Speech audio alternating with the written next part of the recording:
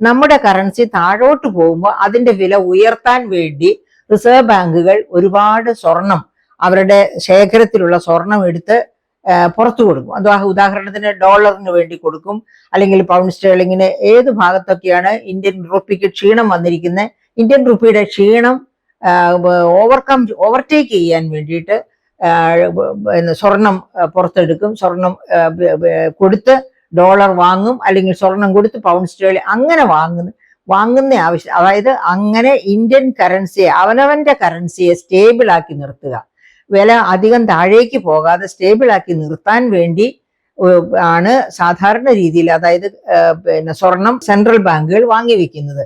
നമുക്കറിയാം, സ്വർണം ഓരോ സെൻട്രൽ ബാങ്കും അതത് രാജ്യത്ത് തുടങ്ങുന്ന സമയത്ത് തന്നെ അവരുടെ കറൻസിയുടെ ബാക്കിംഗ് ആയിട്ട്, വെറും പേപ്പർ കറൻസി ആണല്ലോ ഇപ്പോൾ എല്ലായിടത്തും വ്യാപരിച്ചുകൊണ്ടിരിക്കുന്നത്. അപ്പൊ പേപ്പർ കറൻസിയിൽ മനുഷ്യർക്ക് വിശ്വാസം ഉണ്ടാകണമെങ്കിൽ അതിന് നല്ല ബാക്കിംഗ് വേണം. അതായത് സ്വർണം തന്നെ ബാക്കിംഗ് വേണം ഒരു പരിധി വരെ. പിന്നെ അത് കഴിഞ്ഞാൽ ഫോറിൻ എക്സ്ചേഞ്ചും.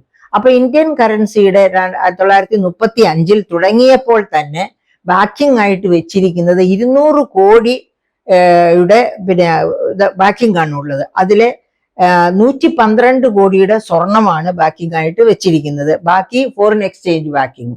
അപ്പൊ അതിനോട് ചേർന്ന് വീണ്ടും ഇന്ത്യ റിസർവ് ബാങ്ക് ഇങ്ങനെ സ്വർണം വാങ്ങി കൂട്ടി. ഇപ്പോൾ 850 കോടിയുടെ മുകളിൽ സ്വർണമുണ്ട് റിസർവ് ബാങ്ക് ഓഫ് ഇന്ത്യയുടെ.